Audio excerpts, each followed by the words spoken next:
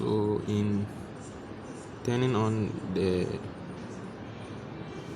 your post on Reddit to be public, you just go to your profile and select the old Reddit account.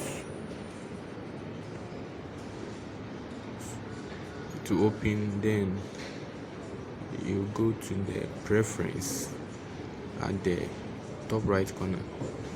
You select preference.